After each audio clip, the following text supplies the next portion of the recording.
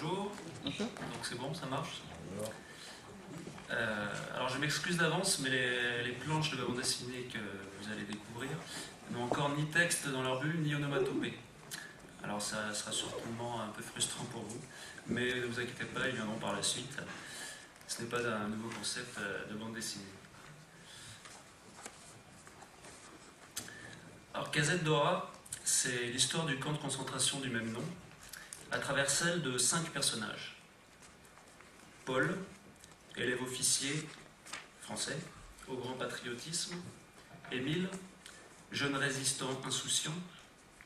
Hans, issu SS, issu des jeunesses hitlériennes. Bastian, officier SS d'expérience. Et Michael, ambitieux scientifique allemand, travaillant sur les missiles V2, armes secrètes d'Hitler. Chacun va tracer son chemin en ce temps de guerre et se croiser au camp de concentration de Dora. Sur ce court résumé de mon histoire, il y a déjà beaucoup à dire. Je vais tenter de vous expliquer l'origine de mon intérêt pour le sujet, les raisons qui m'ont poussé à croire à ce projet et les questions que je me suis posées en écrivant et dessinant l'aventure de ces personnages.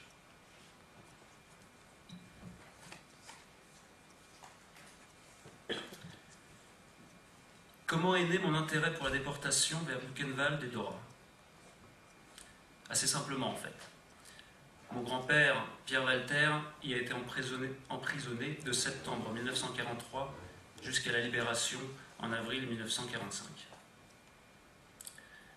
Comme de nombreux déportés, ce n'est qu'après plusieurs décennies qu'il a pu en parler à son entourage ou lui faire partager ses mémoires, pourtant écrites dès son retour en France. Ainsi, ces 15 dernières années, j'ai accompagné mon grand-père lors des voyages organisés par l'association Buchenwald-Dora avec d'autres membres de ma famille. J'ai ainsi découvert les camps de Buchenwald et de Dora, mais aussi tous ces lieux directement liés à l'histoire de ces sites, comme les camps de Compiègne et Bergen-Belsen, ou encore le centre de recherche de Peenemünde.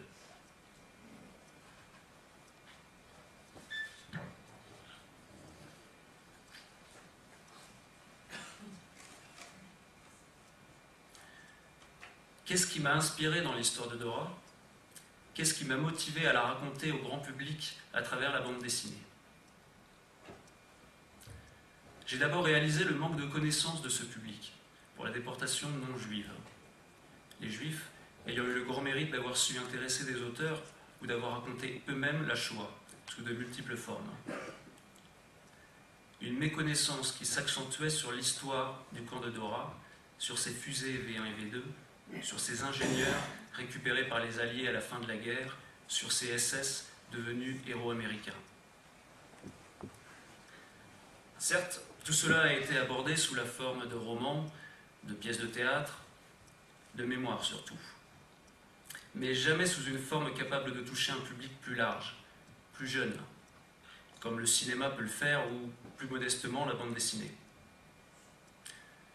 L'un des objectifs principaux de cette BD est donc d'expliquer à un nouveau public la déportation des résistants français à Buchenwald et à Dora.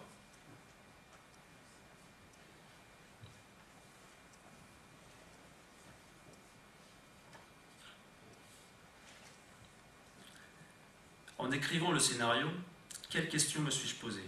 Comment sont nés mes 5 personnages et pourquoi avoir des SS comme protagonistes?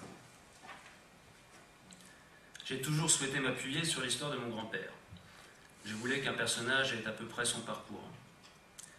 Dans ce premier tome, mon histoire se découpe en 2 tomes. Dans ce premier tome, le cheminement de Paul Pénargret est sensiblement le même que celui de mon grand-père. C'est moins vrai en ce qui concerne la suite de ses aventures que je raconterai donc dans le second volume. Lorsque j'ai découvert l'importance du centre scientifique de Peenemünde par rapport à Dora, il m'a paru évident de rapprocher ces 2 lieux, ces 2 histoires. Ainsi est né le personnage de Michael Mann, le scientifique allemand. Lors d'un de mes voyages en Allemagne, nous avions rencontré un ancien SS. Il avait osé affronter le regard d'anciens déportés pour leur demander pardon, 50 ans après. Une rencontre poignante. Ce vieux monsieur nous avait montré des photos personnelles de cette période, et c'est avec émotion qu'il nous présentait ses amis, ses camarades SS, de la même manière que nous montrerions nos souvenirs de jeunesse. Cet événement est le point de départ de mon envie de raconter l'histoire d'un SS et de la lier à celle de Dora.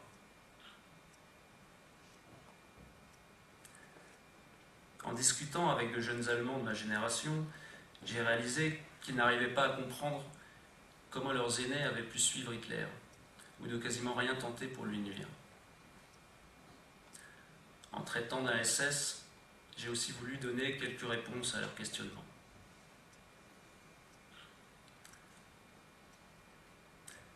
C'est ensuite assez naturellement que sont venus se rajouter un second SS et un second déporté français, afin d'élargir les horizons, d'expliquer que chaque humain ayant vécu à cette période a eu son histoire. Je n'ai donc pas pu tout dire concernant l'histoire de la déportation résistante, qui est construite sur des connaissances nous venant de nombreux témoignages, de nombreux parcours. Or, je ne raconte quasiment qu'un seul parcours, qu'un seul de ces parcours.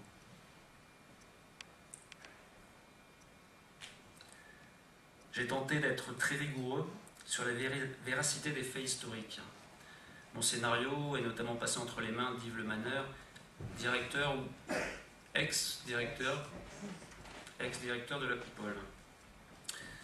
Ce qui a été une étape importante pour moi et je le remercie encore.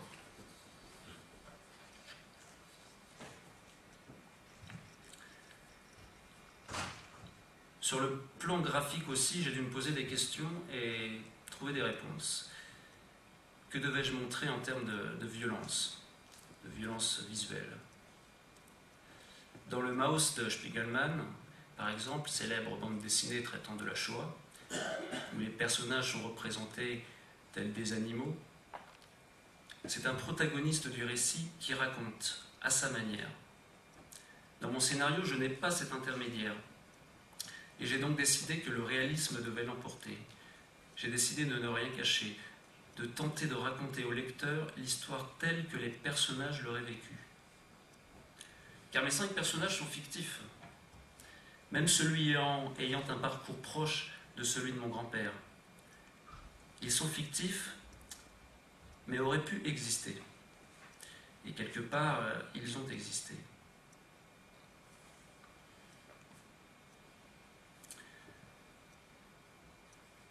Vous n'avez pas encore lu mon histoire, personne d'ailleurs ne l'a lu, terminé. Mais je sens déjà certains reproches. Certains d'entre vous vont peut-être me reprocher d'avoir voulu humaniser les SS, de leur accorder ainsi une certaine forme de pardon.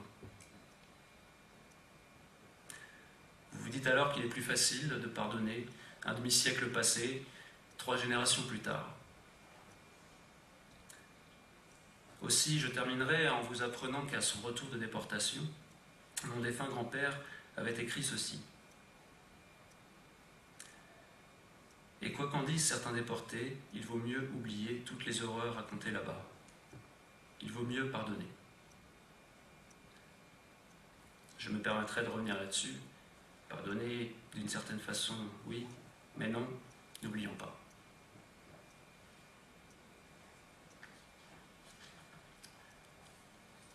Alors, j'ai terminé, mais je vais aller un peu plus vite que ce que je pensais, donc mes planches vont continuer de les dérouler. Si jamais il y a des questions, c'est le moment.